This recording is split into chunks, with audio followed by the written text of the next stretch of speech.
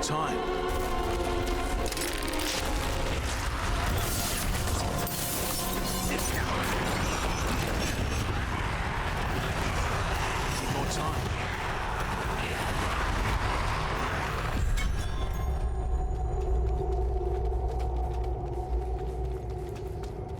Hey, so just wanted to go over my build for Uber Lilith really quickly. It's kind of a mishmash of other builds that I've seen from people running, and I feel like this has worked the best for me as somebody with weapons and gear that's not quite fully optimized, and just kind of running with what I was able to scrounge up. This build worked pretty well pre-Season 1 patch, and seems to be working just fine post-Season 1 patch. So in terms of aspects, you can put these on whatever items you prefer, but what ends up going on your bow slot, I highly recommend keeping the same with your amulet, but otherwise mix and match them to whatever works out for your current items. So on the helmet, we've got Noxious Ice. This is great when you pair it with Penitent Greaves, because you are always chilling the enemy that you're fighting, and you get quite a hefty multiplier, especially with the post-Season 1 patch, which is pretty nice. This one's going up to 29% additional poison damage. Next, you've got Fallen Days from Mangler's Aspect, which is great. Pretty much a must-have, I want to say, is having Fist of Fate. And I've got a pretty good roll on the bottom affix, but honestly, my lucky hits for the Immobilizing Days are absolute dog shit. They are mid and min rolled, and even with that, I'm still able to stagger Lilith fairly consistently. So if you have a pair of Fist of Fates that are actually high rolled, you're cooking. You're gonna have no problem staggering Lilith, and you should have no problem just fully downing her as long as your bottom affixes roll something above 200 or ideally over 250.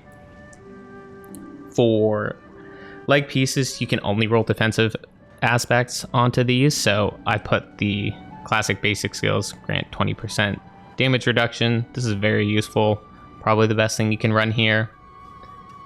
And then boot supplies, Penitent Greaves, they're great because they constantly are applying some sort of CC to Lilith, and that's going to help boost up that stagger bar, and it also allows you to proc certain nodes from your skill tree that rely on chill and frozen damage.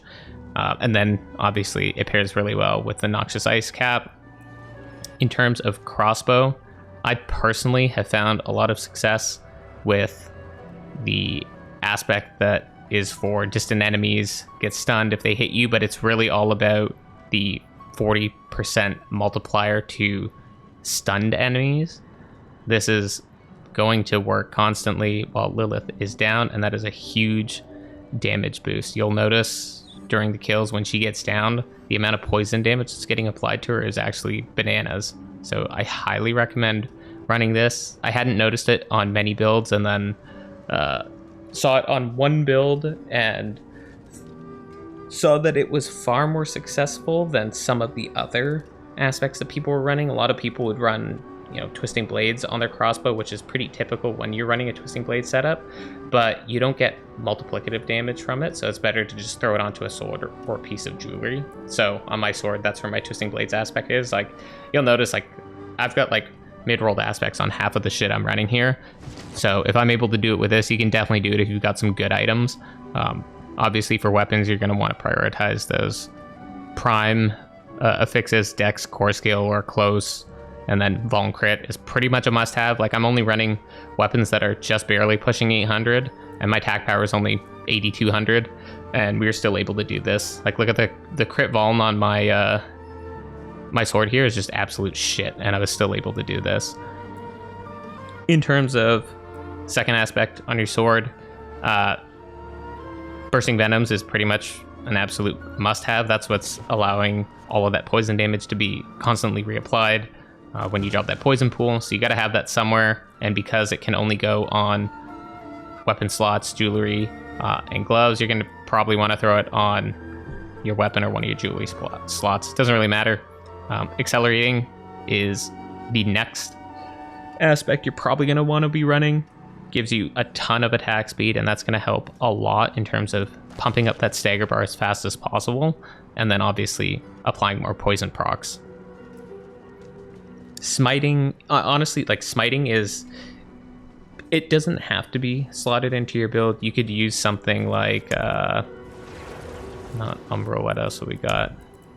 You could use something like Energizing Band to get more energy on basic attacking elites, because that will proc on Lilith. But if you're not noticing energy problems and you're having more trouble staggering her, I would highly recommend throwing on some smiting. This will also help you a lot in terms of just getting that last bit of damage off on her once you get her into that injured threshold. And staying healthy is not very hard. You can just keep pumping potions to make sure that you have that increased CC duration constantly applying. Final thing is you really want to have this either on your amulet slot or on your crossbow to have imbuement skills have increased potency against vulnerable enemies. You're always going to have Lilith vulnerable during this fight, so this is no question something that should either be on your amulet or on your crossbow. Either of the two, it doesn't really make a difference. I feel like it's interchangeable. I just happen to have it on my amulet. Specialization, you'll notice we're running combo points. Inner Sight is great, but honestly, combo points works really well with the Paragon setup that we've got. But I'll jump into our skill tree first here. So pretty classic fundamental puncture, max out your twisting blades and throw on daze on that. They chain siphoning strikes, so now it's a lucky hit proc, and I noticed right away, like, it's really difficult to proc this. Now, if you don't have a ton of lucky hit, like twisting blades is base 35% chance here, and this is 75% chance. Like, it really does not proc very often. You're going to be chugging potions a lot. But, I mean, if you notice in the fight, there's like a dozen potions that end up lying on the ground, so don't worry about just chugging those things constantly. In terms of the rest of the list, Shadow Step, you want to have the methodical Shadow Step so that you're applying more CC with every Shadow Step. Always be dropping that whenever you have a chance to. And then just dash for any sort of quick escapes. Throw the nodes in here for weapon mastery.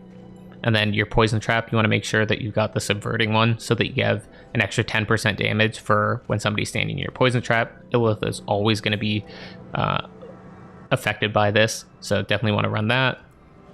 Malice is great for increased damage to vulnerable enemies. She's always vulnerable during this fight. And then obviously max out your poison imbuement, and then your blended and poison imbuement is going to help when you're critting her for extra poison damage. I honestly did not put very many, if any, points really into defensive nodes here. I get very close to getting one shot when I start taking damage from her, but I can just barely survive most of her regular attacks. Obviously, you're going to get one shot by all the walls and all that other bullshit. But don't waste points on, less damage from poisoned enemies and shit like that. Just focus on things that are going to give you more damage.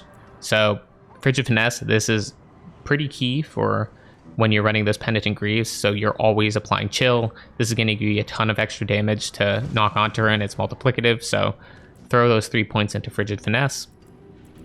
And then we want to make sure we're running Innervation, Alchemist Fortune, and Second Wind to just pump up our lucky hit chance, and then also make sure that we've got a method of restoring some energy to ourselves, because we can run out of energy quite quickly, even though we're cycling between autos and core skill. Trap Mastery, obviously really good for increased crit strike. And then the final thing, this is like personal. I've seen some people run it, some people don't. I like having haste on just because I can get the extra attack speed. And I think it works really well with this build. And so this is the most interesting section here. I've seen lots of people run different final nodes here on key passives. Some people run Exposure because it helps bring the stun bar up faster, but personally I think close quarters combat actually works the best, because once you have her staggered, you get a shitload of extra damage that is going to be very helpful in potentially skipping the entire first phase and not proccing adds. So I would highly recommend close quarters combat if you are already staggering her very easily, and you can kind of force her stagger to happen every time if you just weave in more autos and core skills and don't apply your poison imbue right away into the fight, so that you don't bring her down to that first quarter of her HP where she'll trigger the adds phase. Then you can always make sure that you stagger her in the fight. So last thing, Paragon board. I'll throw this into build guide as well, just so it's a little more simple, but this is pretty much heavily inspired from another person's board, and most of these boards for Uber Lilith are pretty similar. They all focus on the same fundamental glyphs. Closer is pretty much like the first board on Closer is pretty much always going to be the exact same. Second one, you're going to run Deadly Ambush. This obviously gives you a ton of damage for trap skill affected enemies, and then you're going to want to run Bane. You get a shit ton of poison damage from this. Very good thing to be running. It's almost essential to the build. Exploit Weakness is going to do more damage to vuln enemies. We always have vuln up, so that's great. And then we're going to pair that with Combat for more crit strike damage. And then the fact that it gives you 12% of the energy cost back when you're critting is also very nice for just sustaining core skill usage. Tricks of the Trade is a cool one.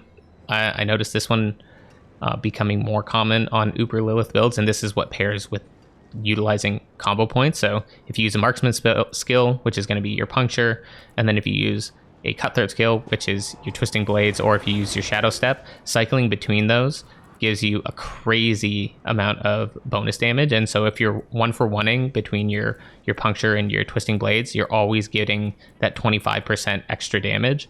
Like I mentioned before, though, you may want to actually just focus on adding extra punctures into your cycle so that you're getting more CC applied. If you don't have a good Fist of Fate, you're just not noticing enough lucky hits for bringing that CC up.